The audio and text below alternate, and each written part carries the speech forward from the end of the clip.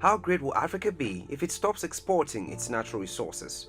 Hello Explorers, welcome to another informative video presented to you by Explore, and thanks for watching. In this video, we shall be looking at the influence of exportation in Africa and its potential in making Africa great or not, as we ask ourselves how great will Africa be if it stops the exportation of its valuable materials to the West.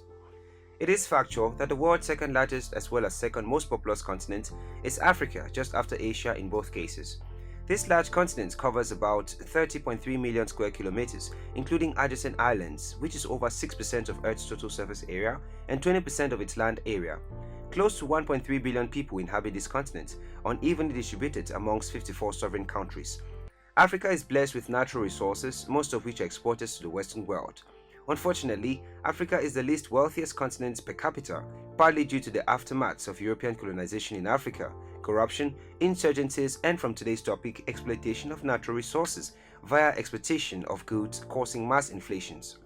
Despite the low wealth concentration, the younger population is thriving in diverse economies, and Africa is picking up to be a valuable market for prosperity and greatness. If you're new here, welcome. Be sure to subscribe to our channel and turn on notifications so you don't miss out on any of our videos. For a clear dissection and understanding of this topic, we'll split the content into chunks of facts attributed to various key thought patterns. Distribution of natural resources in Africa. Africa is heavily endowed with natural resources such as diamond, platinum, salt, gold, iron, cobalt, uranium, copper, bauxite, silver, petroleum, and cocoa beans, but also wood and tropical fruit and much more. In fact, we have a video on the top 10 African countries with the most natural resources, which you can watch by clicking on the card. In the last decade, more oil reserve discoveries were made in some countries in Africa, which has attracted foreign investors to seek out this commodity, which plays a vital role in African economies. Sudan and Nigeria are two of the main oil producers in Africa. Most of the oil production in Congo have been consumed largely by the US and Europe. In 2010, a country like Sudan exported large amounts of its oil from reserves at a value estimated by the United States Department of State at $9 billion, and all these exports follow a traditional colonial route to the Western world. Today, the 5 countries which dominate Africa's upstream oil production account for 85% of the continent's oil production, and in order of decreasing output, they are Nigeria, Libya, Algeria, Egypt, and Angola. Other oil-producing countries are Gabon, Congo, Cameroon, Tunisia, Equatorial Guinea, and Democratic Republic of the Congo, Cote d'Ivoire, and more recently, Ghana. South Africa, Ghana, Sierra Leone, and Botswana have the most gold and diamond reserves, with the exceptions of diamond for Ghana. Africa also has huge oil resources in abundance. The copper belt in Katanga, the diamond mines in Sierra Leone, Angola, and Botswana are well known for their abundant and rich produce. Although plagued by corruption and links to rebel movements, these countries don't benefit from what they have due to heavy exploitation and exportation by the West. African trade and influence of colonialism on its current economy. The economy of Africa consists of the trade, industry, agriculture, and human resources of the continent, and this implies that trade is considered the first and most prosperous economic earner in Africa. No doubt, Africa is a resource-rich continent. With such a potential, West Africa, East Africa, Central Africa, and Southern Africa in particular are expected to reach a combined GDP of $29 trillion by 2050. That is 29 years from now. But in March 2013, Africa was identified as the world's poorest inhabited continent, though the World Bank expects that most African countries will reach middle income status by 2025 if current growth rates continue. The reality is, many reasons can be attributed for Africa's poor economy, and one of them is looking at Africa historically. Africa had a number of empires trading with many parts of the world, and since Africa had enough natural resources but no industries to process them, most of these resources were exported to the West during the era of European colonization, because at the same time Europe and the Americas were getting overcrowded with finished products and needed a market to trade them. The fact that Africans were naive, underdeveloped much then than now, led to massive exploitation of their natural resources, and this framed the basis of the African trade pattern.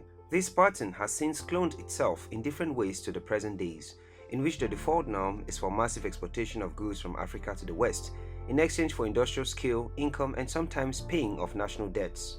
Import and export trade have driven China and India right into the core growth in Africa's economy in the early 21st century. China, France, USA, and Germany have been responsible for the development of the African trade system, but not without more hideous repercussions. Within the last decade, about 12.5% of Africa's exports are made to China and 4% to India, which accounts for 5% of China's import and 8% of India's. The Group of Five, Indonesia, Malaysia, Saudi Arabia, Thailand and the United Arab Emirates are another major player in Africa's export game. Although many African countries like Nigeria, South Africa and many others are huge benefactors of this trade strategy, the consequences have been huge debts, especially to China. Debts so huge it would take some countries like the CAR and Republic of the Congo over 100 years to pay off the debts under normal circumstances with no foreign aid. Impact of stopping exploitation on the African economy. It is a simple equation. Africa has the raw materials and natural resources, but lack the industries and knowledge for cost-efficient transformation and production of these into finished products. At other instances, the human resources are inadequate or unskilled. The West and the rest of the world, depending on Africa, have the skills and knowledge to obtain final products. However, they are not as blessed as Africa in terms of raw materials and natural resources. Looking at this situation, we realize that it boils down to the need for Africa to metamorphose into what it expects from the Western world. Unfortunately, internal trade in Africa remains low, as reflected by official statistics. This is despite numerous regional trade agreements that have led to tariff removal within the trading blocs. There are a host of shortcomings that limit inter-African trade. One of the reasons is the fact that, for example, Ghana can't trade gold with South Africa, who has it in excess. And if Cameroon were to export and trade oil with Equatorial Guinea, they would at a less significant cost for similar reasons.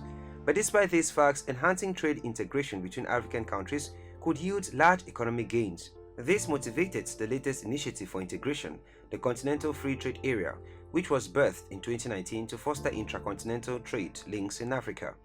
This would be Africa helping Africa to become a better Africa. The pros and cons of stopping exploitation of minerals. Inasmuch as the countries in Africa which stand out at the helm of development are the most exporters of goods to Europe, the fact that they are also heavily indebted poses a threat to their economy, because without those debts they would probably be no more than any other regular country.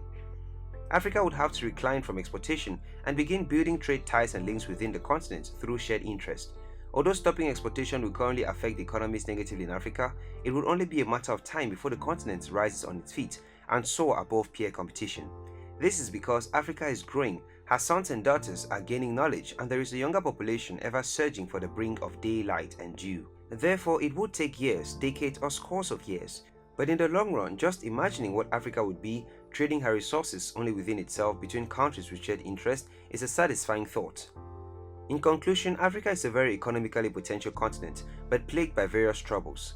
Exploitation is but one of our many assets to emergence. Though it may seem to boost the African economy a great deal, but the reality is Africa would definitely be great and even greater than it is in this age if exploitations of our raw materials were to be stopped, especially as most of these resources are just grossly exploited. There you go, explorers. Thanks for watching this video. If you did enjoy this video, please hit the like button and turn on post notifications.